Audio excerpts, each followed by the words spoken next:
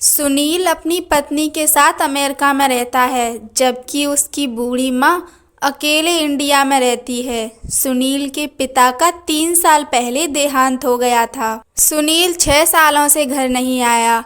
उसकी माँ हमेशा उसके आने की उम्मीद लगाए रखती है।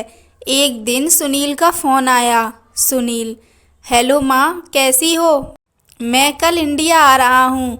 माँ: क्या सच? मैं ठीक हूँ। बहू और बच्चे भी आ रहे हैं ना?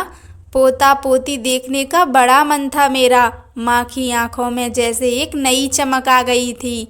सुनील: नहीं माँ, अभी तो सिर्फ मैं आ रहा हूँ। अब हम सभी अमेरिका में रहेंगे। मैं तुम्हें लेने आ रहा हूँ।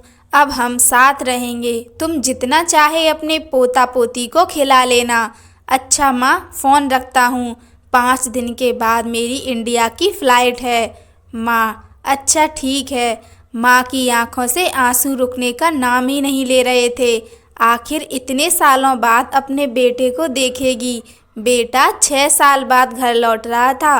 5 दिन बाद सुनील घर आया। माँ ने बहुत प्यार किया अपने बेटे को।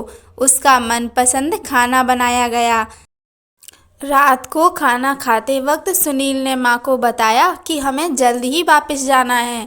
उसे ज़्यादा दिन की छुट्टी नहीं मिली। सुनील ने माँ को कहा, माँ, जितना भी पैसा, जेवर या कीमती सामान है बांध लो। हम 2 दिनों के बाद अमेरिका चलेंगे। और हाँ माँ, कल मैं किसी प्रॉपर्टी डीलर से बात कर लूँगा मकान बेचने के लिए। माँ: बेटा, मकान क्यों बेचना है? ये तुम्हारे पापा ने बहुत प्यार से बनवाया था। यहीं पर तुम्हारा बचपन बीता है। बहुत यादें हैं इस मकान से। सुनील: माँ, जब हम सब अमेरिका चले जाएंगे तो मकान का क्या करेंगे? इसका ख्याल कौन रखेगा? ये तो बेचना ही पड़ेगा। बेटे की खुशी में ही माँ की खुशी थी, इसलिए मान गई। बेटे ने मकान अच्छी कीमत पर बेच दिया और अब सब कीमती सामान लेकर 2 दिन बाद अमेरिका जाने के लिए माँ बेटा एयरपोर्ट पहुँच गए। एयरपोर्ट पर सुनील ने माँ को एक कुर्सी पर बैठा दिया और कहा कि थोड़ी देर में टिकट और फ्लाइट के बारे में पूछ कर आता है। 1 घंटा बीत गया, लेकिन सुनील नहीं आया। तभी एक एयरपोर्ट के कर्मचारी ने बूढ़ी माँ को बैठे देखा तो पूछा, माँ जी, आप किसी से मिलने आई हैं? माँ: नहीं, मेरा बेटा अंदर टिकट और फ्लाइट के बारे में पूछने गया है। उसका इंतज़ार कर रही हूँ।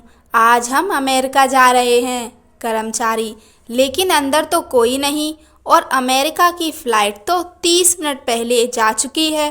कर्मचारी ने बेटे का नाम और पता पूछा और अंदर कुछ पूछताछ के बाद बाहर आकर माँ को बताया कि उनका बेटा तो जा चुका है और कहा कि अब आप घर चले जाइए।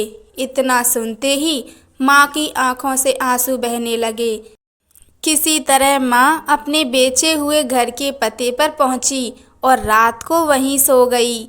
जिस नए मालिक को वो घर बेचा था, सुबह वो आया और बूढ़ी माँ ने रोते हुए उसे अपना दुखड़ा सुनाया। मकान मालिक का दिल पसीज गया और उसने बूढ़ी माँ को एक कमरा किराए पर दे दिया। कुछ दिन बाद उस मकान मालिक ने सुनील की माँ को कहा, माँ जी, अब आप अपने किसी रिश्तेदार या सगे के पास जाकर रहिए, क्योंकि अब आपकी उम्र बहुत हो गई है और कोई तो चाहिए जो आपका ध्यान रख सके। बूढ़ी माँ ने कहा, शायद मेरा बेटा अपनी माँ के बारे में सोचकर वापस आ जाए, तब उसका भी तो ध्यान रखना पड़ेगा। इतना सुनकर मकान मालिक भी रो दिया। माँ बेचारी अकेले में रोकर अपने बेटे को याद करती रह गई।